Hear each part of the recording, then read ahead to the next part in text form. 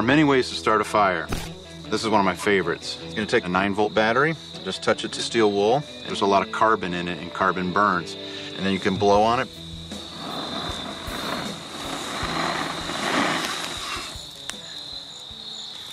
Going pretty good now. Feels great tonight. That fire going. I'm starving. Did you bring supper? No, I thought you did. I thought you did. Oh, come on.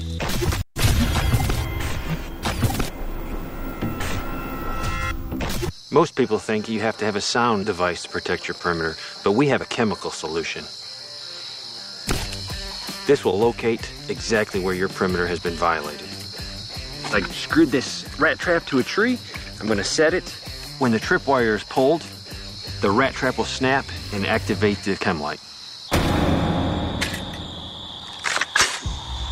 Someone's out there.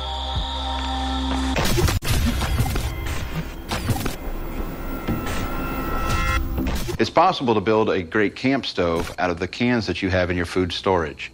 I'm going to first pierce a hole in the top of this vegetable can, cutting the circle out just a little bit smaller than the next size can here. This ain't pretty. This ain't no cooking show either. Take a bottle opener, and I'm going to pierce holes in this.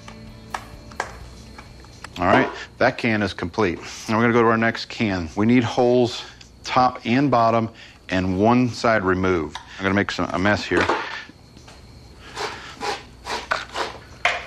We got to punch some holes in the bottom.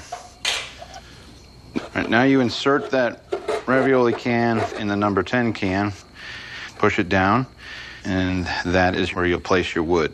Last can, thankfully it has a pull top. So I'm just going to remove the lid, and I'm going to put this one right in the pot because this is what I want to eat. Go ahead and pierce holes on this side. I'm going to make a bigger hole, and this is going to be the place where I can add more wood to the fire. Cut the bottom out, and that is a completed food can stove. Let me put a little bit more wood on the fire here, and let's enjoy some of this good stew. Well, that's hot.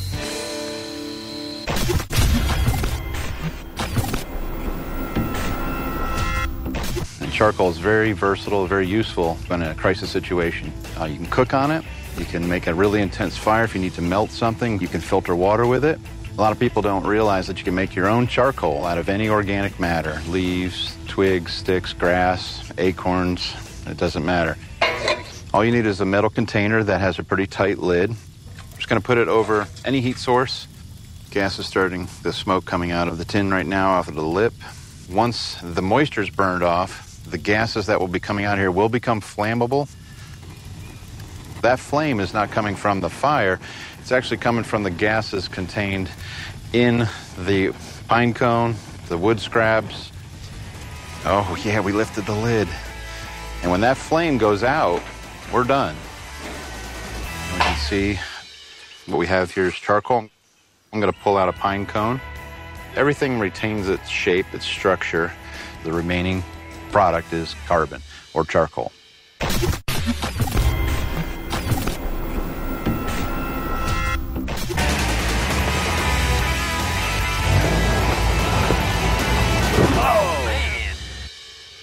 Uh-oh. That didn't sound good. It did not sound good.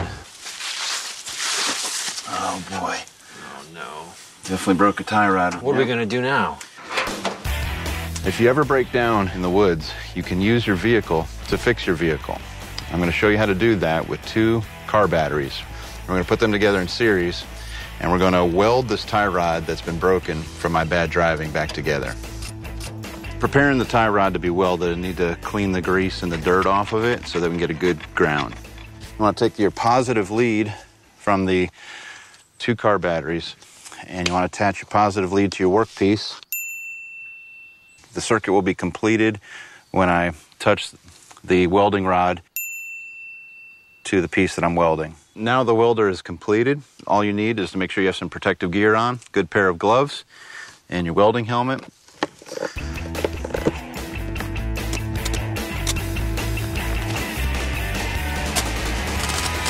It just takes a while to heat the workpiece up.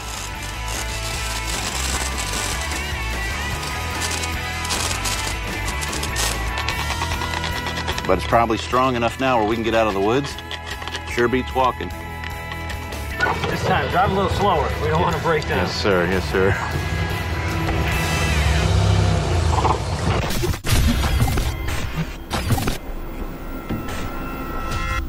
In a grid down scenario, it's going to be very important for you to be able to access water. And if you have a well, your well pump's not going to be working. And so in order to gain water from that well, we're just going to remove the cap to gain access. And I look down the well and I see water. I need that water. How do I get it out? We're going to make a baler bucket. It's made of a bulb syringe with a weight on the end of it and some PVC pipe. And so I have the same bulb syringe in here, and the bulb syringe will act as a check valve to hold it down. So all you need to do is tie off your baler bucket, lower it down in the well. You just hit water about 25 foot down.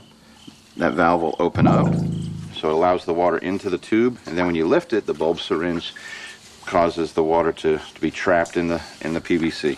You can feel it's a little heavier when you pull it up.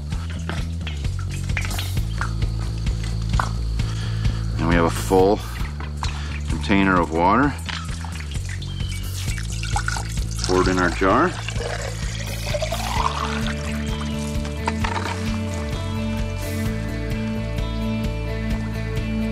Oh, it's hard to beat ice cold well water. That's great.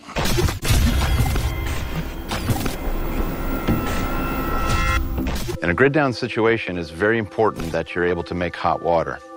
One of the ways that you can make hot water is by making a copper coil. The problem is when you try to bend copper tubing, you end up causing it to kink unless it's filled with something. So what we're going to show you today is how to make a copper coil with ice.